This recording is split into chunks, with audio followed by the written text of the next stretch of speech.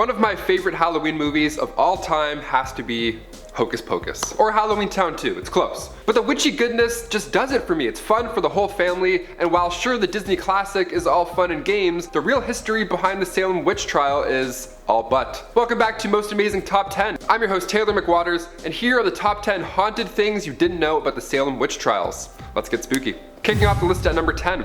Dark origins. The Salem Witch Trials began back in 1692. It kicked off when a group of young girls in the Massachusetts village accused several women of witchcraft. These children were said to be cursed by the devil himself. Okay. The first of 19 convicted sentenced to death was Bridget Bishop. She was the first to be hanged that June, while 18 others soon met their same fate on Gallows Hill. There were many more convicted of witchcraft. It didn't just stop after these 19 deaths. There were men, women, children, even animals were once convicted of witchcraft. But I'll dive into that real soon. The origins of accusing one of witchcraft goes back even further than Salem. See, back in the 14th century, belief in the devil and witches and all that jazz came to be in Europe. So it's been around for a while. It wasn't just like one day, all of a sudden a turn of events. Also, like I mentioned, it wasn't just human beings. Number 9. Hide your pets. One of the craziest things about looking back to the Salem Witch Trials has to be that animals were also found guilty of witchcraft. And yes, I'm being dead serious. They would accuse animals of witchcraft wizardry. Okay, the thought process here was that some or most of these witches kept animals as helpers, like Ratatouille, except spooky. No better sous chef than a golden retriever. To be fair, Air Bud played like 9 different sports, so I don't totally disagree.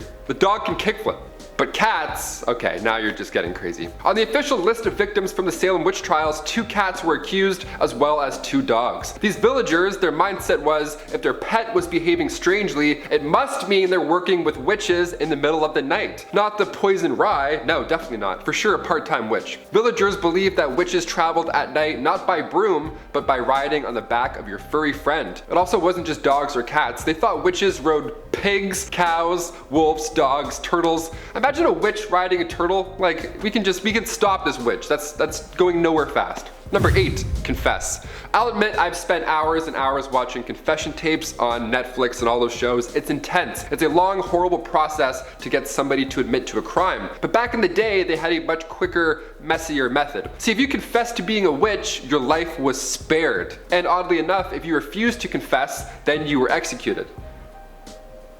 In the meantime though, while you had a bunch of idiots scream at you for being good at math, being a witch and all, your head was being dunked in water, you were sleep deprived. These horrible torture methods were used until you were so broken that you basically just admitted to being a witch even though you obviously weren't. How horrible and insane is that? If you were suspected of witchcraft, you also had to get naked in front of these weirdos while they look for the devil's mark. Birthmarks, moles, blemishes on the skin, all signs of making deals with the devil apparently.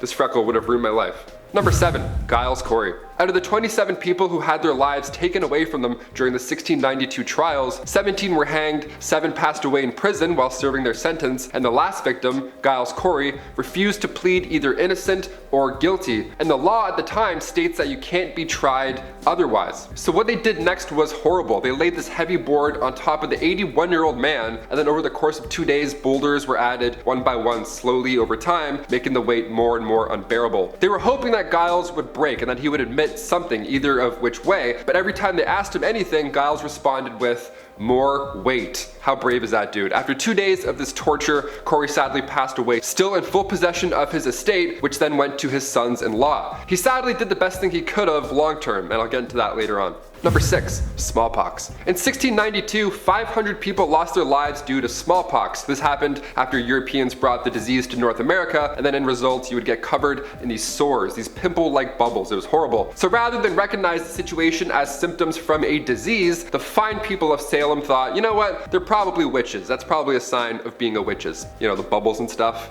Bubbles and boils and trouble, or whatever they say. I don't know, stupid. The small Massachusetts village began this wave of hysteria with 2 young girls, Betty Paris and Abigail Williams. They started to show signs of this disease. They were convulsing, and so the village doctor, William Griggs, just said that they were bewitched. Then other villagers slowly started to also show symptoms because, science, that's how it works. And then today we can guess that rye bread is the culprit and not witchcraft. Number 5, rye bread.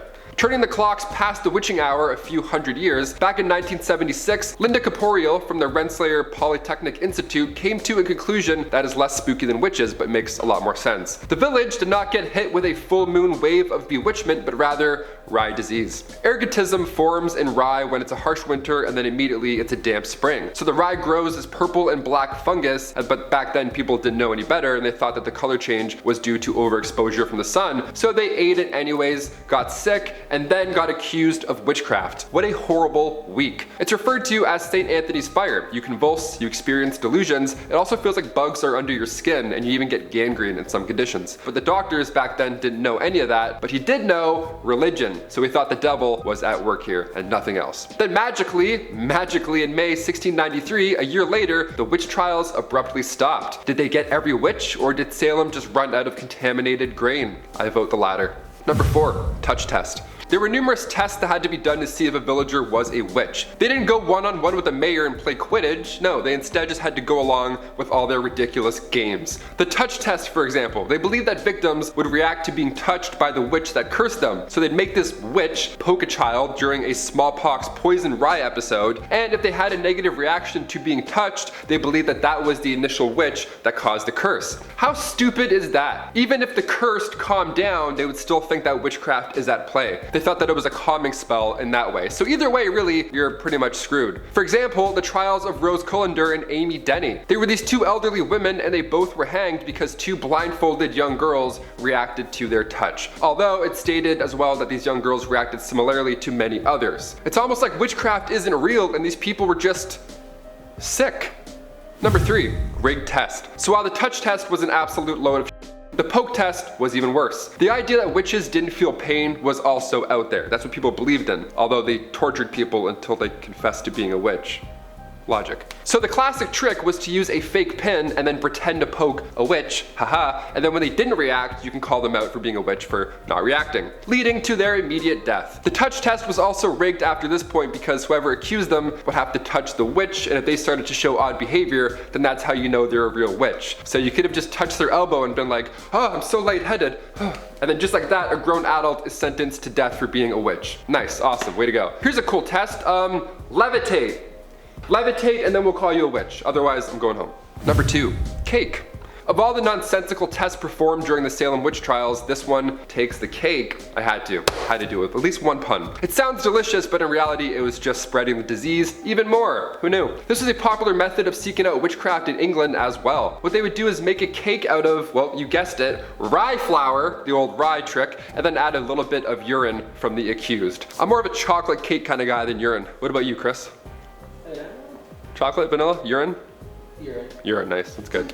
Old school, a classic man. But don't worry, nobody ate this cake, just an unfortunate village dog had to eat it. They would feed this pee-pee cake to a dog, then if a dog showed the same symptoms, you know, being sick from said rye, then the town knows for sure that the accused is guilty. Man, I wish one villager was like, maybe it's the rye. Hey, maybe it's the pea you put in the cake. I don't know, call me crazy, I'll leave, call me crazy, I don't know. And finally, number 1. Lost land. While all these punishments sound just awful, be it poke tests, torture devices, disgusting cake recipes, one of the biggest explanations for the Salem witch trials was how the government handled property during these crimes. They would confiscate the accused home, and that's why Giles Corey was stuck under those boulders for days before his death. He was onto them, he broke their system. Anything bad or odd was also a sign of the devil, although at the same time they were whipping up torture tools.